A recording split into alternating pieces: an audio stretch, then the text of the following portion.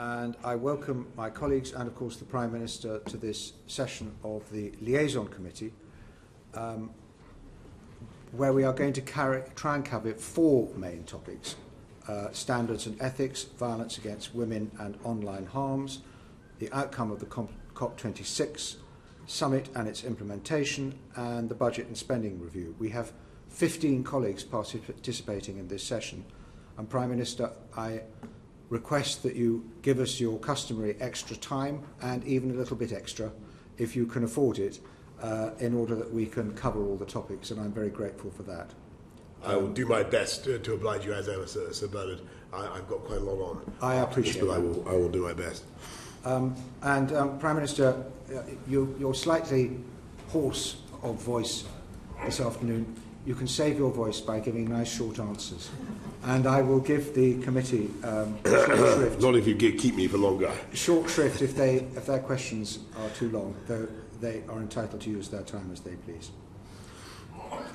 So we'll go straight to the first topic. William Wragg, Chairman of PACA. Thank you, Sir Bernard. Good afternoon, Prime Minister. Prime Minister, can you understand the public mood that there is in much of the country about standards issues around members of Parliament and ministers, and care to reflect upon that in light of the events a couple of weeks ago? Yes, thank you, William. Thank you, Mr. Wragg. I think that there is a feeling that we need to be getting on and ensuring that we have the utmost propriety in our dealings with each other, with the public, and that the public can have full confidence in the system. And what I would like to place on record, though I've said it before, is that I think it was a mistake 2 weeks ago to conflate the very sad and difficult case of a particular colleague who'd fallen foul of the Commissioner for Standards and Standards process, and the need for, as many colleagues saw it, rightly or wrongly, for reform and improvement to the system, and in particular to the system for appeals in the event of very difficult cases. And what I hoped to achieve was some sort of cross-party progress on that. Plainly that wasn't possible. What I would like to see now is cross-party progress on endorsing some of the, I think, very useful conclusions of the independent report on the report of the Independent Committee on Standards and Privileges of 2018. Thank you. And just specifically on the ministerial code, as I'm sure that the Chair of the Standards Committee will have further questions. But how do you view the ministerial code? Do you see it as a constitutional document? Do you see it as a guide? Do you see it as advisory? What's its status in your eyes? I think the ministerial code is extremely important. As you know, it's been greatly strengthened in the last few years and elaborated in very clear terms to give guidance for ministers. What I've done is brought in an independent advisor to me as I'm the upholder, the guarantor of the ministerial code, but what I think I benefit from is independent advice about how to implement it, and that's what Lord Guide provides. As well as that oversight, you as Prime Minister are bound by the ministerial code, is that right? Of course. Do you sense a slight conflict of interest in that settlement? And might not the independent advisor do well to be invested with the powers of initiation of investigation? Well, that's a very good question. I think there are difficult constitutional issues raised in that, but where we've got to is that Lord Guide has the ability to suggest to me that something might be worth investigating, or that there's some issue that has been raised under the ministerial code, and I think it's highly unlikely that I would in any circumstances disagree with him, and we proceed on that basis, and I find him an exceptionally valuable source of advice.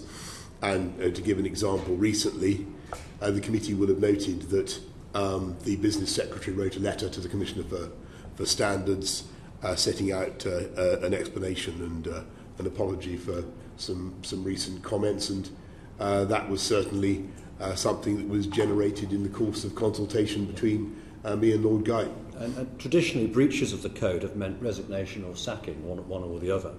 Do you think that it's therefore too much of a blunt instrument? And could you update us on any progress that's been made of a gradation of sanctions that might make the ministerial code more applicable?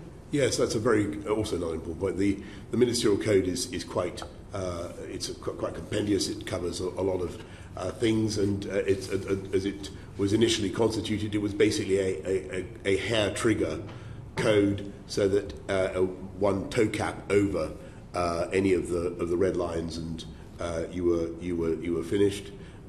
It's the view of Lord Guyton, and I think that it's reasonable that there should be gradations, and that there should be ways in which there should be other sanctions, and a breach of the a small breach, I should say, of the ministerial code should not necessarily lead to resignations. That's his view, as I understand it.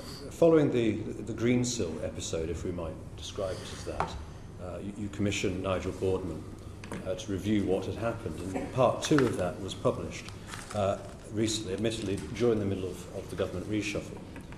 Have you considered those recommendations, and in particular, do you think that ACABA, in its in strictures of employment restrictions and former ministers, do you think those recommendations should be made legally binding, as Boardman suggests? We're considering the Boardman recommendations, Mr. Ragg, and we will report back to you and to your committee. But in this moment, Prime Minister, what's your thoughts on well, that? Your instinctive thoughts? I certainly think that the ACOBA process is invaluable, and it should be incumbent upon anybody leaving public office to follow those rules. Pretty toothless organisation, though. No, the people have to abide by the ACOBA rules, and the Cabinet Office, Simon Case and others are leading work with ACOBA and Eric Pickles to see what improvements can be made, and we'll be reporting back. But with respect, they don't have to follow the recommendations. They can do what they like. They're issued a very polite letter, but they can simply disregard that, and there's quite a few examples of that has happened.